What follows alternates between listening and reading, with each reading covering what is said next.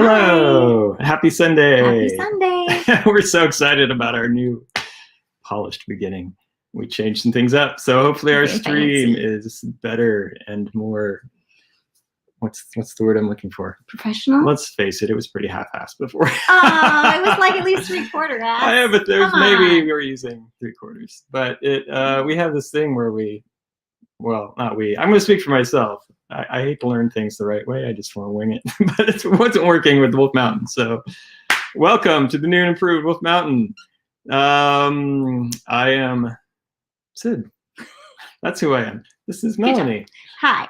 How's it going? Wolf Mountain is... What is Wolf Mountain? I know you know. I know. I lost my train of thought. I'm so excited about our new setup. What you can't see is I got screens everywhere. It's like mission control. I'm watching the space shuttle as we speak. But Wolf Mountain, we are your alternative spiritual community, and we talk about God and spiritual things and love and Enneagram and all the best things. All the best things. And yeah, we are biblically based. Our lens is the teachings of Jesus, but we welcome all discussion. We welcome interaction, and yeah, welcome your comments. Please interact with us. We love that. We do. Am I missing anything else? That seemed like all the essentials. That's it. Welcome everybody. What day is today? It's Sunday. It snowed this morning. It was actually very pretty. I've been dreading snow forever because we have a massive driveway, and it takes a lot to plow, but it just melted off. No worries. It just melted off. Easy. I was excited. Yeah. So it was very pretty. So yeah. How's everybody doing out there? I'm a little bummed I cannot see your comments up here in my comments section. It's only because there's no comments yet. There's no comments yet. Somebody comments something. We got to have a test run. So I'm gonna do mission control while Melanie teaches us Enneagram today. But first we have to talk about our favorite thing ever of the week. Yes, we do. What was yours? My favorite thing ever of the week is Michelle C. Smith.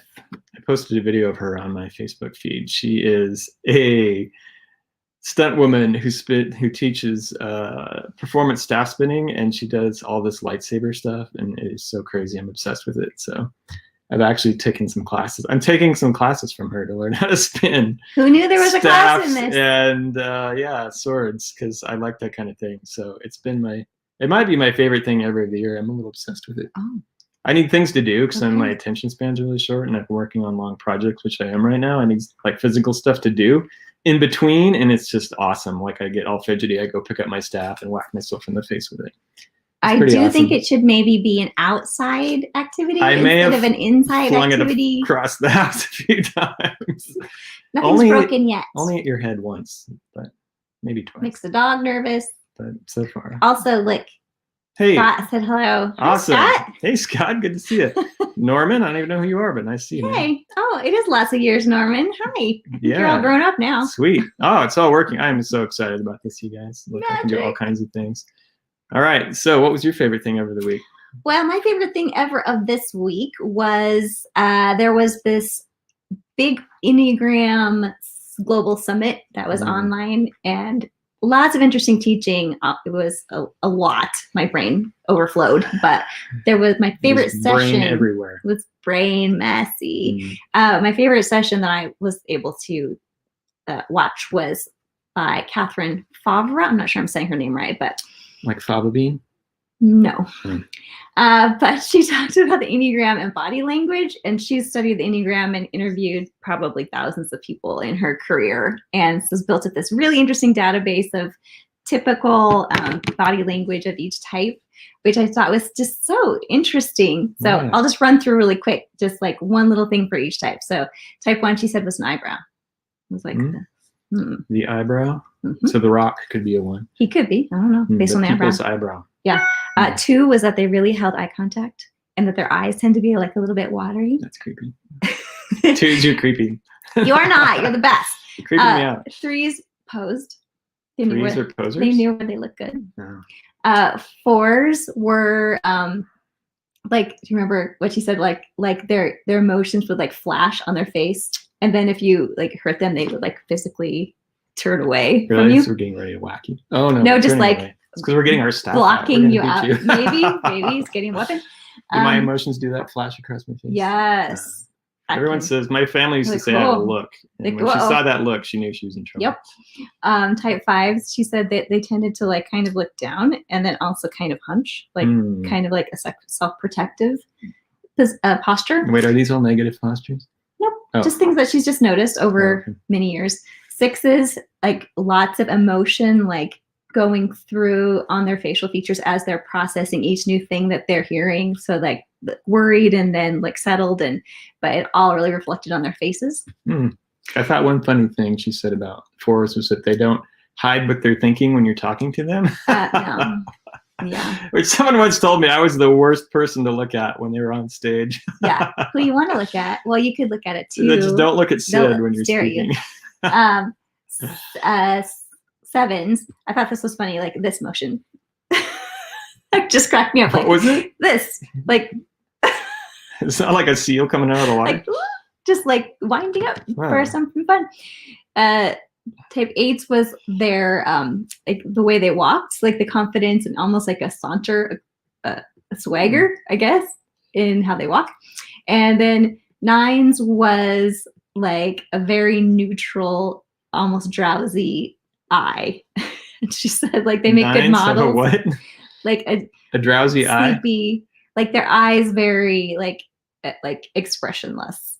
So like she said they made good models because they were so neutral. Like dead face. I said dead eyes. She didn't say that, but. Your niece must be a 9 because she always looks half asleep. Oh, I'm sure she is. Dave said, show him my lightsaber. Regretfully, I do not have a lightsaber yet because I gotta tell you, dudes, there are some. I'm very excited about this. We gotta talk about this lightsaber thing. Sorry, screw Enneagram 5s. You can wait. We're talking about lightsabers. There are a whole bunch of people out there making these amazing lightsaber replicas. You gotta look it up. They sound and look real. They don't cut through things, which I'm very disappointed about. But I'm relieved about. When I decide that I've graduated enough as a young Padawan staff spinner, I am getting a lightsaber, I can tell you. And I'm going to shamelessly spin it with all of my geeky Star Wars fan glory. The end. Okay. The end. And now we can talk about whatever you want to talk about. Because I've talked about the most important thing. Now we may as well just go home. Yeah, we are home. But we are home. But all right. What are we? Oh, we're talking about 5s tonight. Who's 5s out there? Ultra Saber and Saber 4s are really great pieces of fun. Norman. Oh yes. Fist bump, geeks. I've heard at least of one of those. That's awesome. Good info. Yes. All right. Well, okay. Well, we're talking about type 5s tonight. Type 5s. So for those of you who don't know, Enneagram briefly is a personality system that helps us understand ourselves and others better. And I have an on theme 5 graphic. Are you ready? Look at this.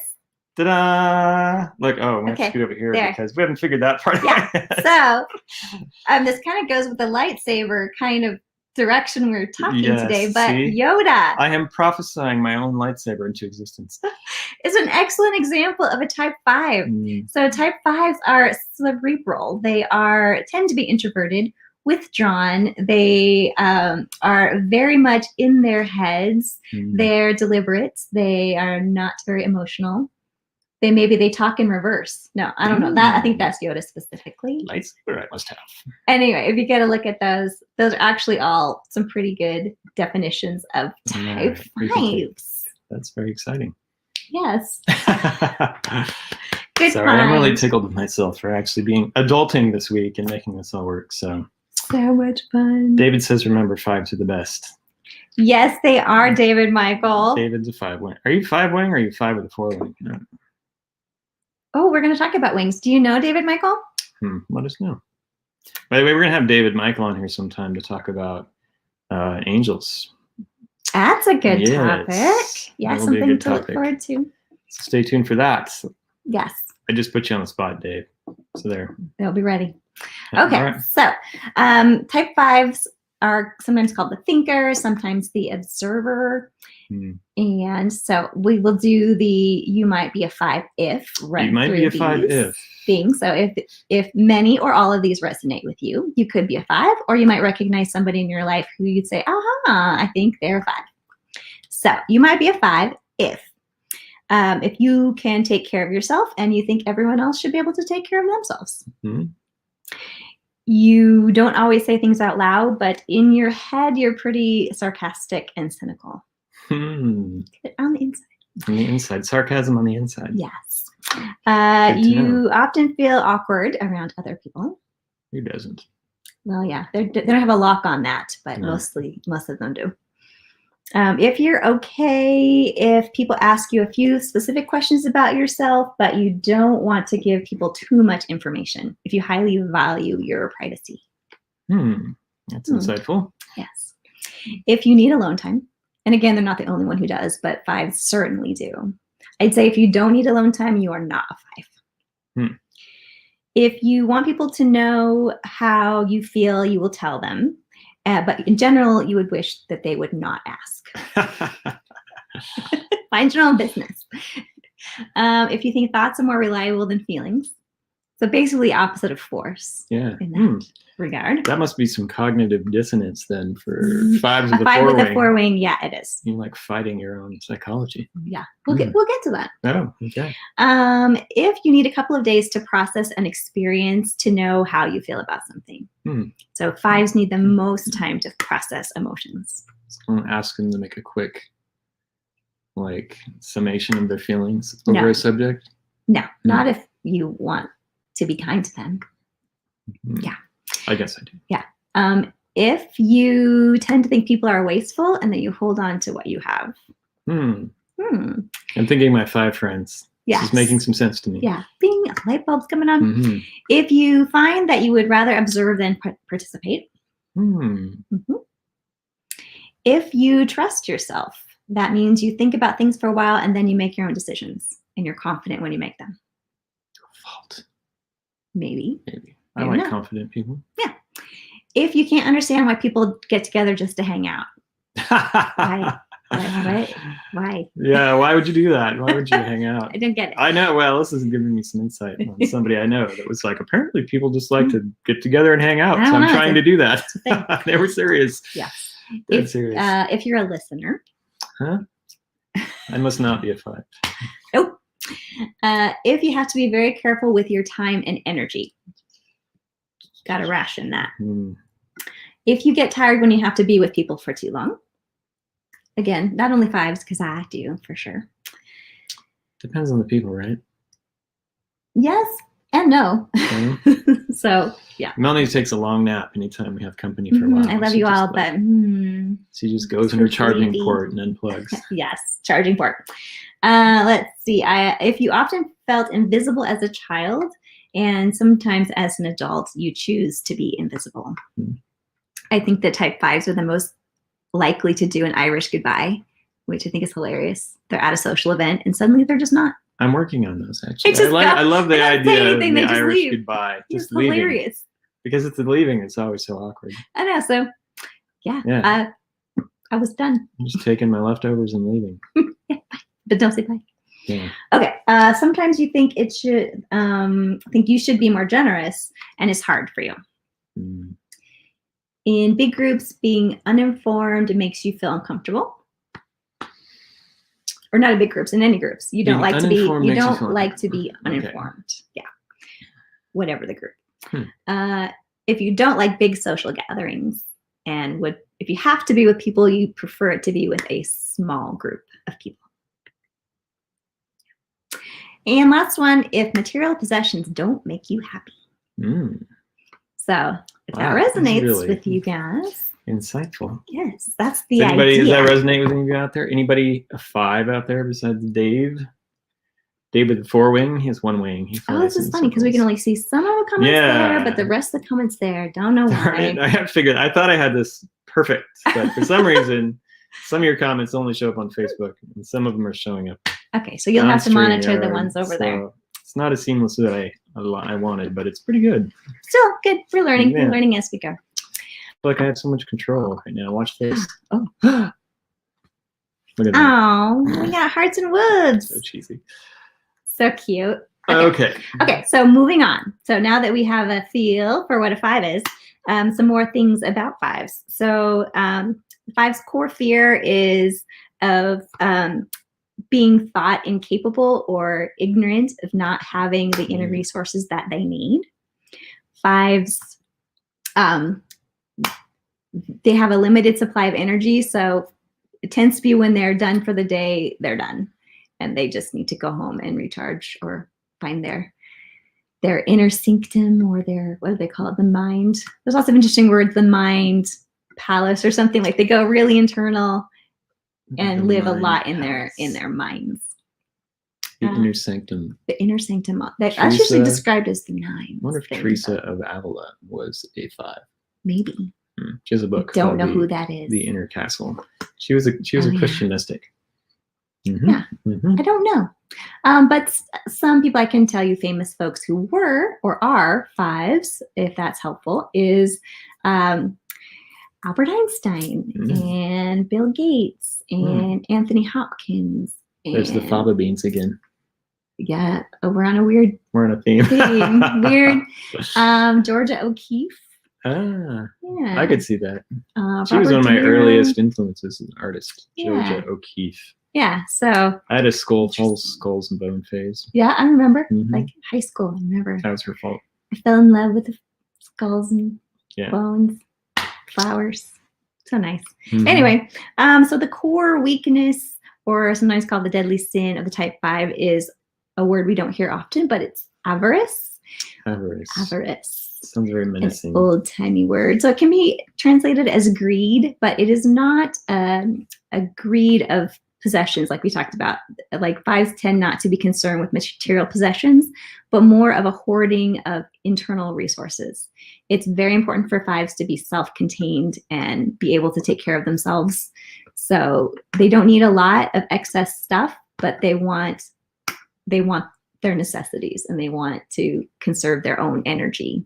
So that is the core weakness. The core weakness. Yeah. Okay. All kinds of people I don't recognize tonight on here. Oh, but April. Hey, Angela, Dave. Hey, peeps. Hey, what's up out there? Give us some feedback. Everybody's awfully quiet a 5 with tonight. a 4 wing. That me out sounds a really little good. So let's talk about wings. Is it the snow? Is that why everyone's so quiet tonight? Our dog's not quiet. He's growling in the background. I think that was more of a have to shift position. Yeah, he's bored today because he couldn't go outside and play. Okay.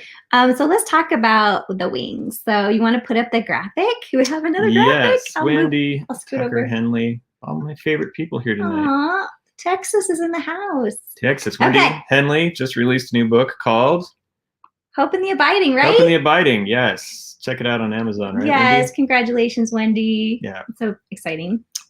Okay, so this graphic here, I'll point to it.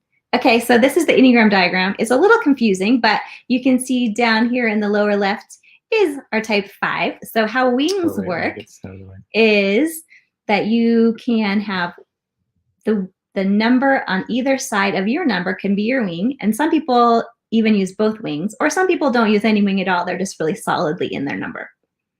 Okay, so we can probably let that go. I tried to find the most confusing looking Enneagram. So much information there. It didn't look like a pentagram. Yeah, it's not. Because people get triggered by geometric Don't shapes be scared. and stars. Apparently. It's okay. Anyway, so a type 5 could either have a 6 wing or a 4 wing, which will color their behaviors and their thought patterns and all of that, and will look a little bit different. So starting with the 4 wing, one name for that one is called the iconoclast. So some of these fancy words tonight. So in general, a type 5 with a 4 wing will be more withdrawn, more eccentric, more emotional. Eccentric? Eccentric. Yeah. Thought that was a 4's job. It is. So the 4 wing makes them more eccentric. Oh, I'm sorry. Yeah, I was not listening all the way. That's just about Come on back. All right. Right. This is your influence, your type's influence on the 5. That makes more sense. Yes. Yeah. More imaginative. More emotional. And it can kind of compound the withdrawing because the 4 and the 5 are both withdrawing types. So conversely, a 5 with a 6 wing, that's called the problem solver. So they'll be a little bit more practical. They could tend to be more social, more relational, tend to be better problem solvers. Yeah. My wheels are spinning. I'm nailing one of my friends and say 5, 6 wing. Yes, I know. I probably know who you think of. They also tend to be more cynical. Also true. Yep. That's good though. It helps me understand them better. Yes. Yeah, it does, definitely. And that's the whole goal of this Enneagram. By the way, I forgot to mention, from 7 to 7:30, we always do Enneagram coaching with Mel. And then from 7:30 to 8, I do more spiritual intelligence discussion. For those of you tuned in for that, that always pops on at 7:30. For those of you tuned into Enneagram, that's from 7 to 7:30. So feel free to do either half. If you're like, what in the actual freaking heck did I tune into? I was here to talk about something else. Why? That's our fault. We are purposely, I don't know if it's purposely, we need to communicate better. Right? Time blocks. I don't know. Maybe you need your own show. I don't know. Right. I like to play together. Sorry, I derailed us. Okay. Okay, so we're going to talk about our stress paths and our growth paths. So maybe we can pop that Enneagram diagram up real quick. Yes. Again, for just a moment. I'll scoot over. I have that right here because we are professional. Look at that. Okay, so you can see, so the lines connecting the numbers describe where each type goes when they are stressed or when they're feeling secure and they're growing. So you can see for type 5, when they are stressed, they move to number 7. They go to the low side of 7. And when they're growing and secure, they go to the high side of type 8. So we can take the graphic down. And I'll talk about what that means. As you wish. I love it. Thank you. Excellent graphicking. So a 5 in stress going to the low side of 7. So that would look like them hoarding resources in a non-5 way, so more material things. So and getting more scattered, more frantic, less able to focus. Normally 5s can really focus. Like they are excellent researchers and can really dive in and really go deep on something. So when they're stressed though, they lose that efficiency. So they have trouble staying on task. When you're seeing your 5s get scattered. Yeah, so they're probably in a stress situation. But if in a secure or growing state, 5s move to 8, which is a big jump because 8 is very different than 5. So you'll see them becoming more confident, more outgoing, more assertive, more like physically in their bodies, because 5s tend to be so much in their heads that they are not like fully present. But when they move to the high side of 8, then they are more embodied. So it's an interesting journey. That is interesting. I wonder if that's thinking about my 5 people. Would they have a tendency to get injured and do nothing about it because they are not in their bodies? I would say that would go along with a 5, yeah, because they're not really concerned about their bodies. Like it's the mind. So the 5 friend you're thinking of, like he's the opposite of a foodie. Like for him, it's about just getting the calories needed to operate the machinery of his body. Yeah, I once saw him put carrots on his cereal in the morning, and I was like, "What?" And he's like, "What?" Right? It's calories. Like, he didn't even bat an eye. It was awesome. Exactly. It was awesome. I just think that's hilarious. Yeah, to him that was like made some sense. Put calories or carrots in your cereal. And I mean, that's healthy. That's the greatest. Like, hey, Kelly. We should have carrots. Yeah, why not? So as you might have guessed, 5s are in the head triad, the thinking triad. So very much so. They really exemplify that. Yeah. Yes. 5s are really not emotional. They, my friend who is a 5, learning the Enneagram for her was a revelation because she was really concerned why she wasn't feeling the emotions that she assumed she should be feeling. So a couple years ago, she was in a very bad car accident where she could easily have been killed. She went off the road and ended with her car upside down in a river. Terrifying. But she walked away really unscathed, and in processing that experience, she wasn't emotional about it. She just was really trying to analyze what happened and how she could prevent it from happening again. And about that time, she discovered the Enneagram, realized she was a type 5, and then just made herself make sense to herself. So she's like, oh, I'm not broken. This is how I'm wired. I'm a 5. It's okay that I'm not a cyborg. Freaking out about this, that I'm more analytical about it. So Dave says, what about a foodie 5?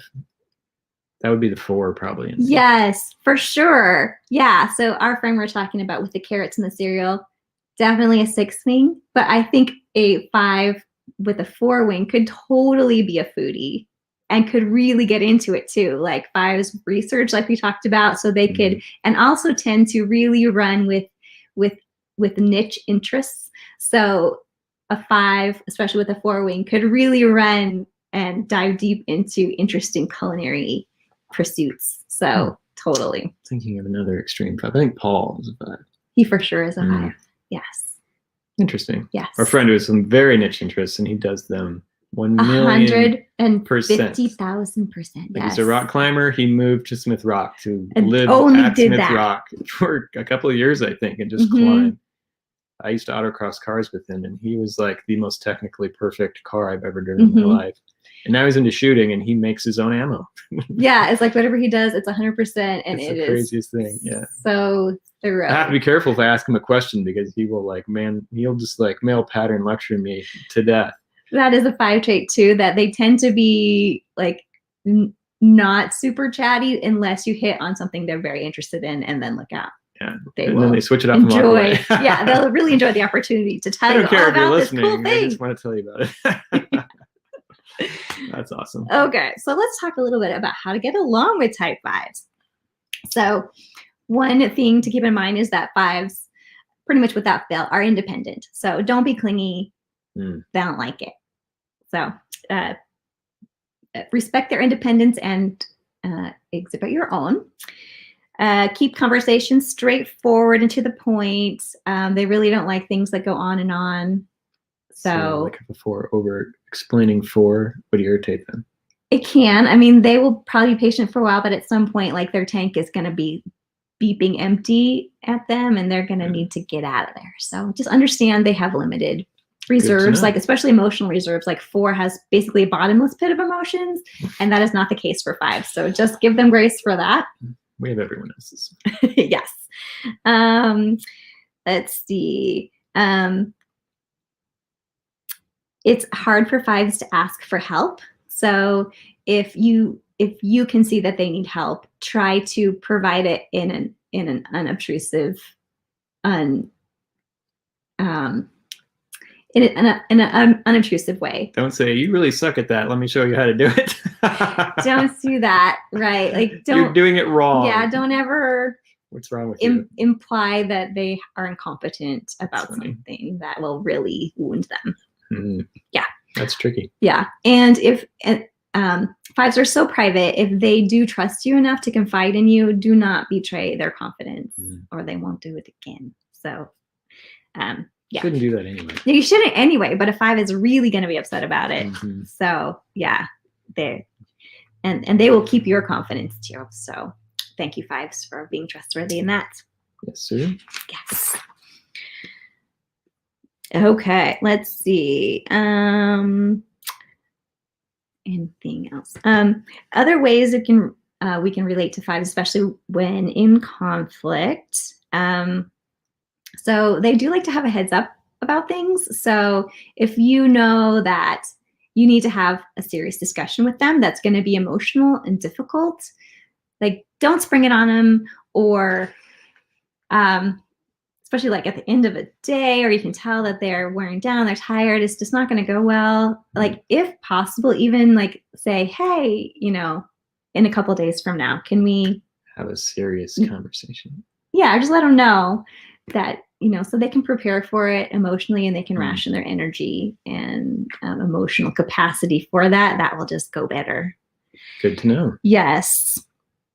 And then be aware too that they're going to need some time to process through that. If you have to have a hard conversation with them, they are not going to be able to process it immediately. So give them some time to work through it. They will need some privacy and time to process, work through all that. Yes. Let's see. So a few little things about 5 parenting styles. So they're kind, perceptive, and devoted parents. They can tend to be authoritarian and demanding at times.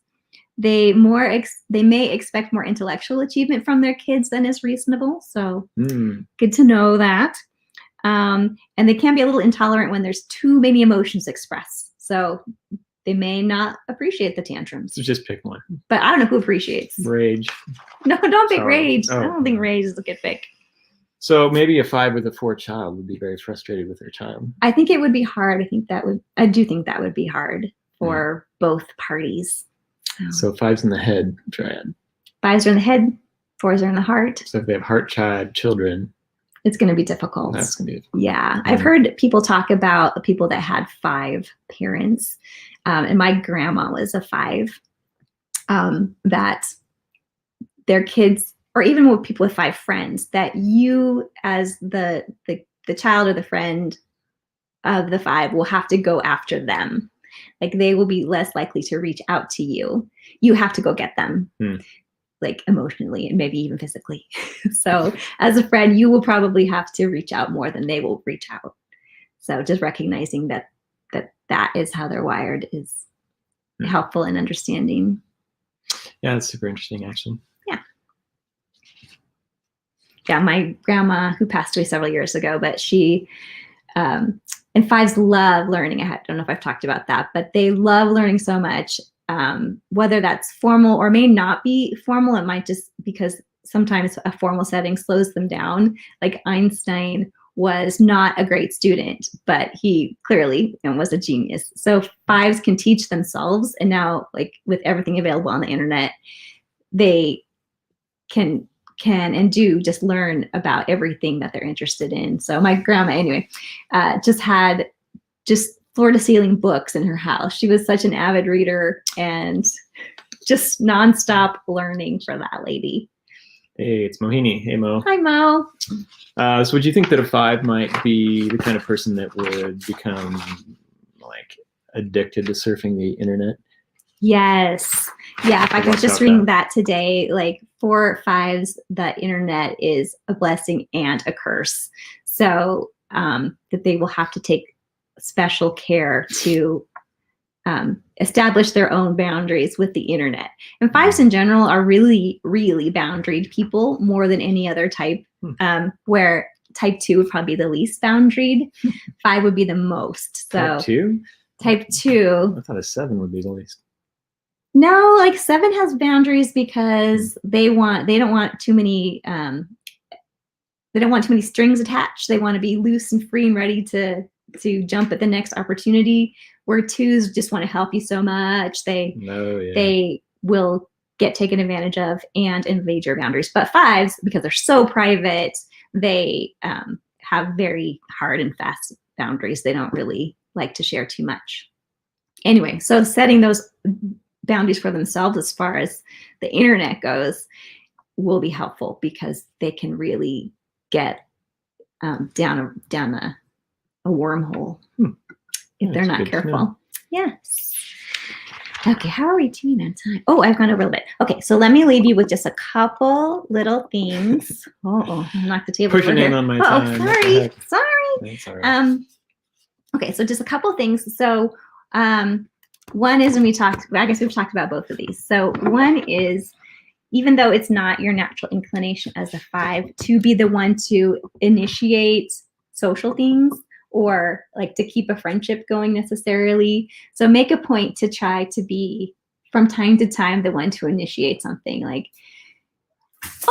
we dropped something. To be to give someone a call or send them a message and let them know you're thinking about them. And our sophisticated studio lighting just fell over. It's fixed now. It's all fixed. It was an easy fix. Yeah, so that will have to be nothing to see here, folks. No, yeah. So anyway, that won't necessarily come naturally, but it'll be a good practice for 5 just to remember to be the one to reach out sometimes. So that's one. And 2, since 5s tend to not be so much in their body physically as they are in their head, to do some kind of practice that we have to be physically there. So that could be spinning staffs. That's actually what I'm doing that. Yeah. So I disconnect from my body in times of stress, and then I end up driving myself into the ground and flatlining my adrenals, which wrecks my body. Yep. Yeah. Or it could be like yoga is always suggested in stuff I read, but or something like CrossFit, because you have to be so physically present, you know, whatever it is, whatever kind of physical movement that puts you in your body, where you have to think, especially where you have to think about what you're doing, not just whatever we are dreaming you want to do. Hey, Rachel. Then that will be good for you. Coolness. Okay. And since I've encroached on your time by several minutes. It's okay. Sorry. I will go over 7 minutes. Okay, fair. Okay, so 5s, we love you, and we're glad that you're there. Hopefully you guys find that useful. Yes. I do. For being so non-dramatic. 5 are non-dramatic? I find it very useful, actually. I wish that I knew this about 5 years ago, because I have a friend that I was like, why is this guy not responding the way I would in a friendship? And it's just the way he... Different wiring. Yeah, so I took his behavior as being something other than it was, but... Yes. Yes. Well, I guess one last good thing I think about 5s, one of their superpowers is that they can see all sides of an issue. So, and they can tend to be pretty neutral about it. So they are good to go to for advice especially if you're in a hard situation. Where 9s are also good at seeing all sides of an issue, but they will be less concerned about hurting your feelings. I mean, 5s will be less concerned about hurting your feelings. So if you really want to give into you straight, without any sugar on top, 5s are your people. I like that about 5s. I like people that are straight to the punch. Yeah. Not that they're jerks. They're just going to be like honest. Yeah. Cool. Okay. All right. Hopefully you guys found that useful. Thank you. Enneagram coach. My pleasure. Mel, if you want, are you coaching people right now? I'm available for coaching. If you want more in-depth Enneagram coaching for yourself, your family, or your business, just private message Mel. Please. She may be able to squeeze you in your schedule, because she has nothing else to do. Nah. Coolness. All right. Well, we're going to transition. Take a 30-second break, and then I will... Let's go talk about some dreams. Talk about the dream life, pick up from last week. So hang in there. We'll be right back.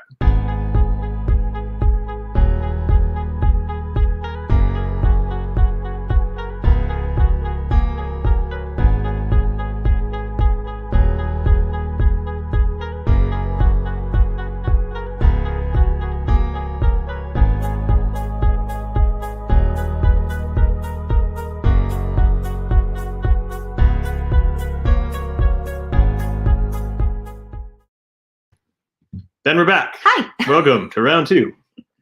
Church on Wolf Mountain. I'm going to see if I can get my notes here. I've got new screens layout here, so hopefully this will work. So you see me looking over here, okay?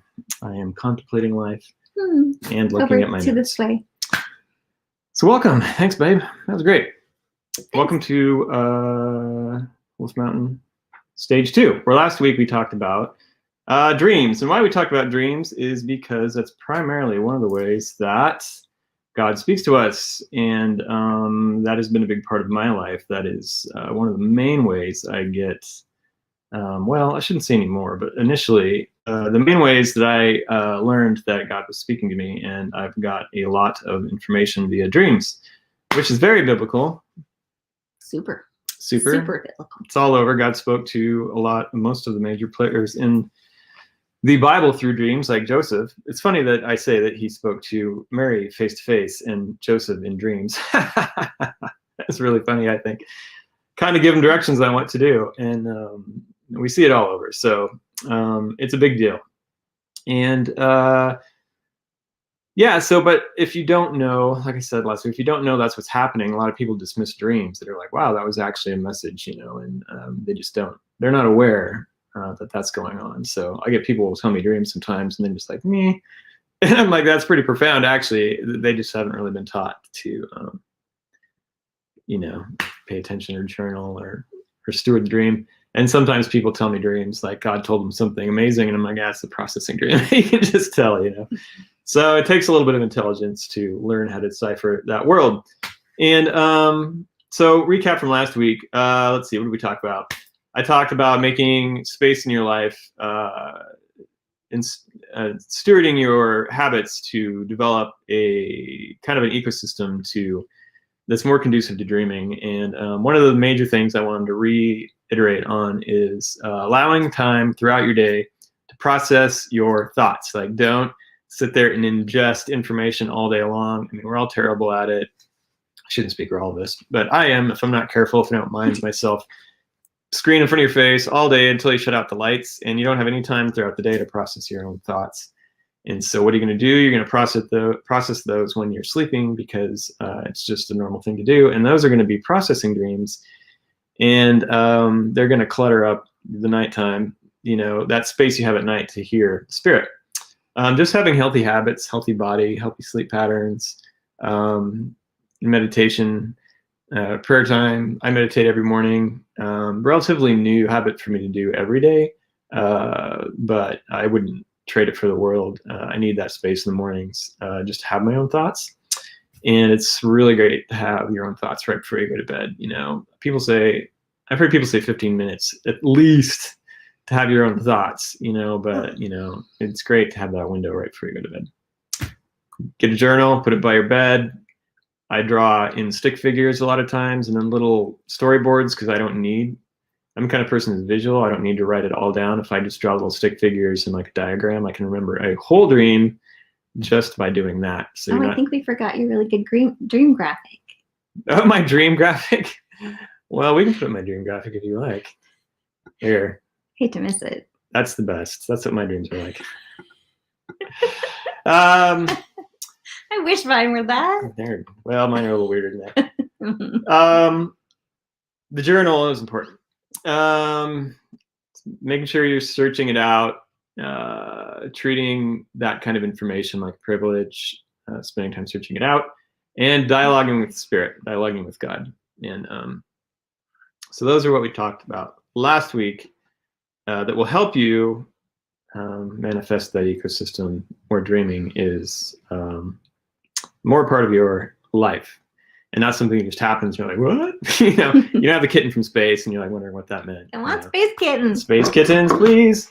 So part 2 today. You know, I was going to take this one direction and just go basics, but there's a ton of people teaching basic dream interpretation, so I don't need to do that. I think people have been taught that to death by a lot of people. They're probably better at teaching it than I am, and so. But not a lot of people will go down the rabbit hole and talk about the other stuff. And that's what I'm going to do. There's plenty of dream forums online if you want to jump on. You know, I actually kind of avoid them because they can be a little bit of a mess. But if you want to get in a community that I could point some out to you later, I'll put it in the notes later on my Facebook page. If you want to go play around with some dream interpretation, learn from some people, got to be a little careful in those, because you've got like everybody free for all dream interpreting. So if you throw your dream out there to get interpreted, you will have some legit people, and you'll have people that just, they found a platform where they can sound smart on, and they'll sit there and interpret your dream out of their own, you know, intellect. And so it can be a little bit messy. They're not my favorite, but they do have their place. So how does someone know if the interpretation is right? We'll get to that. Okay. But that is a really good question. The short answer is the interpretation belongs to the Lord, and the dreamer knows. It says, that specifically says that in the Bible, that the dreamer knows when the interpretation is true. A lot of the times in the courtesy culture, I have found that people will completely, they'll be like, yeah, that kind of sounds right. You're not doing anybody any favors if they're trying to grow a dream interpretation by just channel your inner 5 and just be tell them that was completely off. It doesn't resonate with me at all. Shelf it, write it down. Maybe it might make sense to you later. Sometimes that happens, but generally you know it when the dream interpretation hits. You just know it. But we'll talk about that later. Good question though. So teaching from my own journey, active dreamer, active spiritual life in dreams, active things going on for me in that in-between realm, which I'll talk about later. And so my goal is to teach people to, like I said this at the beginning, it's Wolf Mountain's about, it's practical spirituality you can use. It's allowing people to develop their own experience, rather than have someone else's experience put on them, as that's the way it is. But my goal is for you to interact with God yourself, learn to hear the Spirit yourself. Then you don't have to go to the dream interpretation manuals or constantly go to somebody else, which we sometimes have to. It's just the way it's designed because we need each other. But the idea is for everybody to have that kind of intimate relationship with the Spirit so they can hear themselves. That's the whole story, right? And so I'm not doing anybody any favors if I make myself indisposable or don't teach them how to connect themselves, because that is how it works. A lot of people just don't think that God will speak to them in that way, because who are they? But who are any of us, really? None of us got invited into that relationship because we were holy or perfect or more righteous than somebody else. Nope. It is a free gift, free offer, and that is the gospel, basically. Grace is amazing. Okay, so I need to give you a foundation to launch off on. I don't have a lot of time. We might have to do part 3.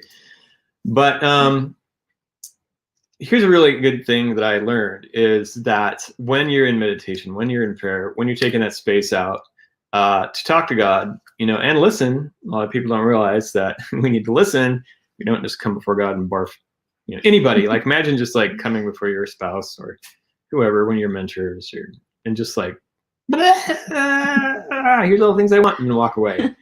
Yeah, I think that actually happens sometimes. I might be guilty of that, but it's actually a dialogue. God's a person, not an idea, and there's a dialogue, that God wants to develop with you. And so when you go into that space of whatever you want to call it, contemplating prayer is actually very cool.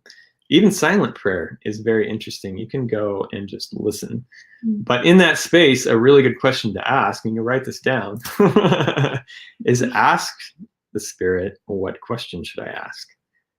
I've actually, that was a huge revelation for me, because sometimes you don't know what the right question is to ask. You just know you have questions. And so I will do that. I'm like, what question should I ask? And I will, because sometimes there's an answer waiting for you, that the Spirit wants to dialogue with you about something, but you won't shut up. And so ask, what question should I ask? So the message is shut up. Yeah, shut it. Two-way conversation.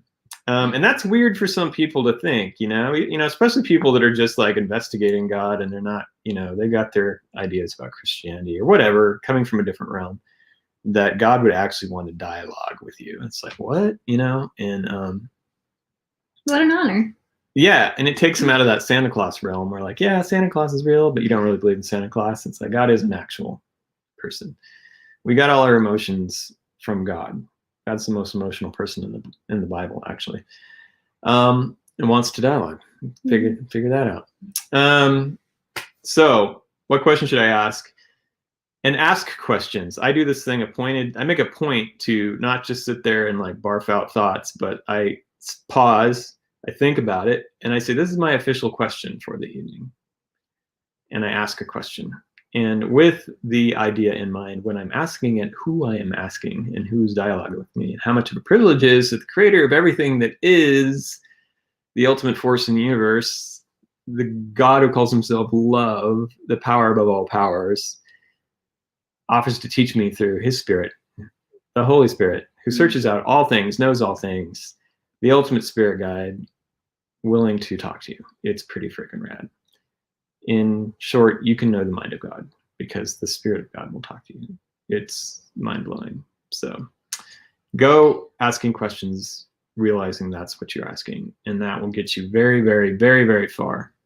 And then expect an answer is another thing too. Like, this faith is a big catalyst to a lot of things.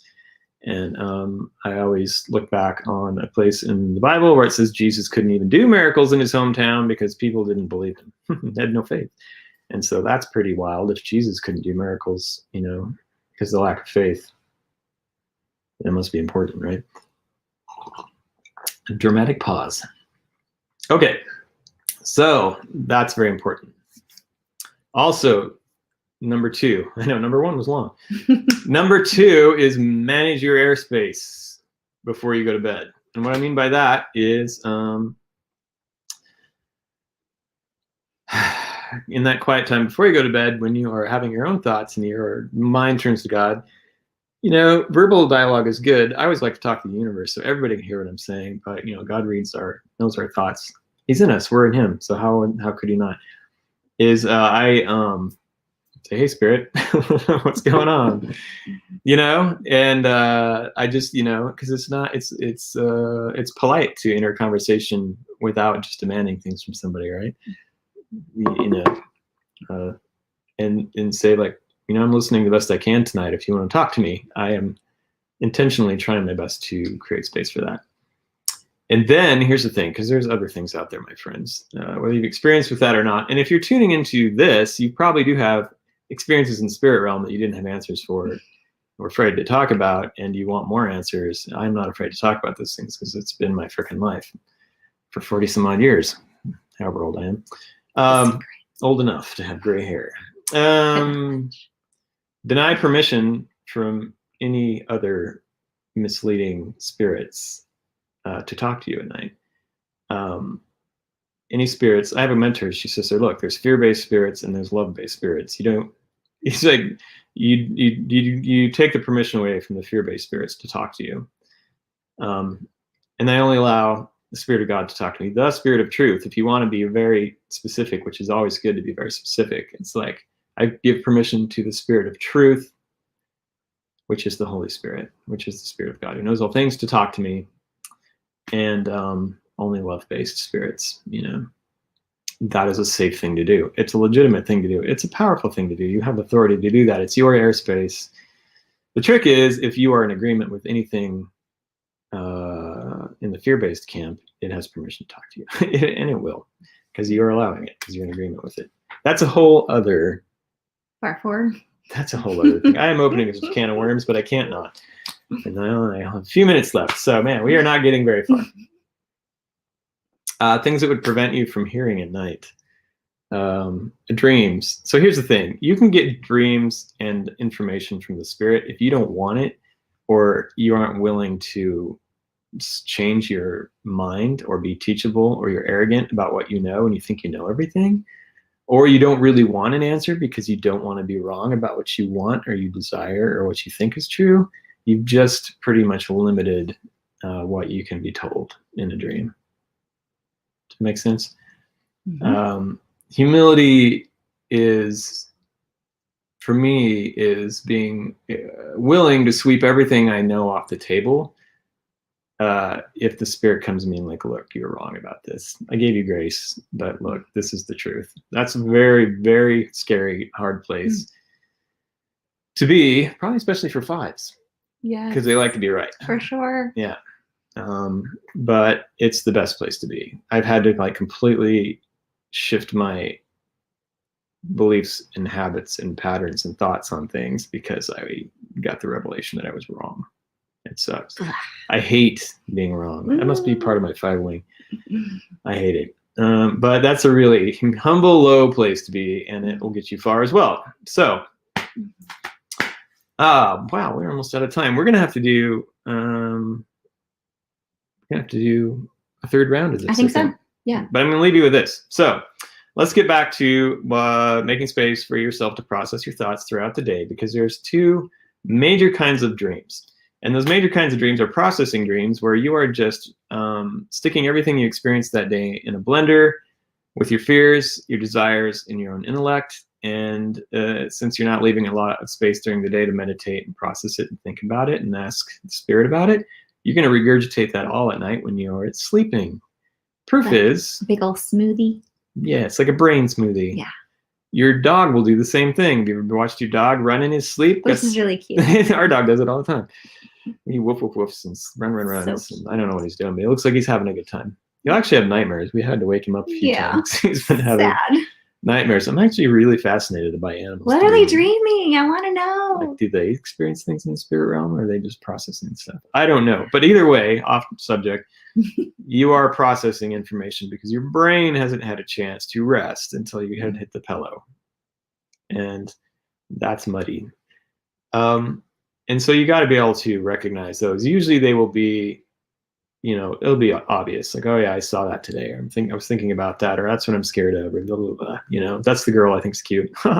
Whatever, guys, I know about your dreams. Then there is the actual messages from the spirit, which are metaphorical. Sometimes they can be direct. Sometimes they can be an information download, giving you insight, foretelling things, giving you foreknowledge to prep your spirit for something that's coming up, give you instruction and conversation. Like God will just talk to you in your sleep. I've had that happen. It's pretty remarkable. Showing you things, all the things God wants to show you. And if you don't have, if you're not doing the things to set up our atmosphere before we sleep at night, that's going to be harder to decipher. Yeah, those things can be metaphorical, and often are metaphorical. They're hidden in word puzzles for us to search out, and that's part of the, I don't know, God gets a kick out of that, finding the one thing that'll say the most things, and then we get to search it out. And I'm thinking how am I going to wrap this up, because I wanted to go along with this, but I think that here is I promised some Dream Jedi stuff tonight, but here's an interesting thing. I'll leave you with this tonight. You can be having a processing dream that will move into an actual message dream or a spiritual encounter or something else, which I will talk about next week. I'm sorry I didn't leave time to talk about it this week. But if you can't recognize what is a processing and know how to pick out what in your dream is grabbing your attention and tell you a message, when you wake up and you write it all down, you will not be able to decipher the two, and it'll be a big, huge mess. But here's what I've found out. I will have a dream, a pretty vivid dream. It's crazy processing, and then something grabs my attention in the dream and redirects my attention this way. And then the message will start in the middle of the dream, and that section of the dream was the message, where the rest of it was processing. That took me a long time to figure out, but what happens in my dream is I will see somebody I recognize. They'll draw my attention, or something I'm drawn to. It's usually a person, but then that person I recognize will actually turn into somebody else that is, from what I've come to understand, is angelic, chaperone, I like to call it, in dreams, that will lead me into a message part of the dream. Sometimes I enter and leave through train stations. Water will fill up the dream and then drain out when I redirect my attention to somebody like that. It's very interesting. There's almost like when I hit the thing, 30 seconds till we start again. It's almost like, all right, we got its attention, now I'll start talking. It happens a lot to me. And I learned over the years that is when a processing dream has become a message, because my attention was redirected to something. And then I got something pretty profound. And then sometimes it actually just goes, whoop, all right, let him go again and process. It's very interesting. And, it's pretty powerful once you figure that out.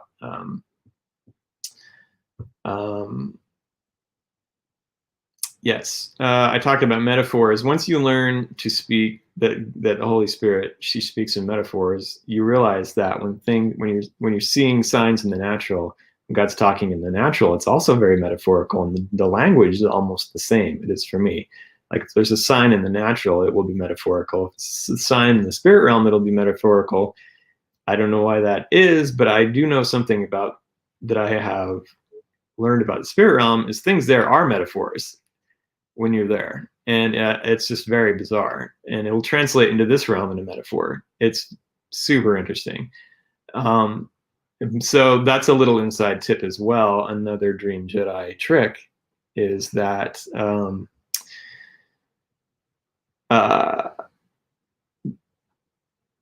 things translate into metaphors, into the natural. And so if you're seeing things in nature, if you're drawn to this, you've probably kind of nature focused like I am. That frequency drew you to me. I will see a lot of stuff in the natural realm, and it will be metaphorical, and it's exactly like it is in the dream realm. So once you learn one skill, it translates over into the other, and it's pretty interesting. And I think I'm going to wrap it up there because it's 8 o'clock. That went fast. It did go fast. It went really fast. Apparently I had a lot to say. I would love to expand it on that more. We will do that next week. I want to talk about actual spiritual encounters with divine, angelic, human, demonic, traveling in the spirit, being a receiver in that in-between mode. I call it receiver mode when you're just picking up information, what to do when you get dark dreams, demonic dreams, and how all those things can blend into each other, and you can experience all those different things in the same dream. They need a different word for dreams, because there's like dreams and then there's experiences and all this stuff. It's like, to me, it's more multifaceted. There are some people who believe God gives you every single dream. I don't actually believe that. I think some of them are a natural byproduct of being in a brain that fires on electrical impulses. But I mean, technically, yes, he created you, he created all the things. So technically, yes, he gave you the dreams. But I would love to talk more about that next week, how to navigate all of that when it happens to you. Particularly, I experience a lot of people who've actually left their body at night, and it freaks them the heck out. And that is a scary experience. I've had it happen, and how that can be good and how can it not be good, and what we need to do about that. And so yes, there's a little bait for you to hook you in, and you can listen next week. We should be here. As far as I know. We'll talk about Enneagram 6. 6. We'll be even more polished. Yes. I'll have even more hair products in my hair. Really? No. Probably not. I don't know if it can handle anymore. Like a helmet. I think it's the sweet spot. Anyway, thank you for tuning in. If you liked that, or you're just coming in late, you can rewatch it on our YouTube channel, which is Wolf Mountain on YouTube, which I will also put in the notes, along with something else I promised you that I can't remember. Dream forums? Yes, thank you. Okay. And I hope that was helpful, gave you something to think about. Anything else to add? Have a good week. Yeah. We love you. Take care. We really actually love you guys. We really do. Yeah. Yeah. Thanks for hanging out with us. We're honored. We love our small little group of people that watch us all the time. We started this during the pandemic when it started, because like we need space for people. And we still do. Yeah, and we've actually been really enjoying it, so it's cool. We love you guys. So anyway, have a good night. Be well. Be well. Oh yeah. Spiritual hands. Goodbye.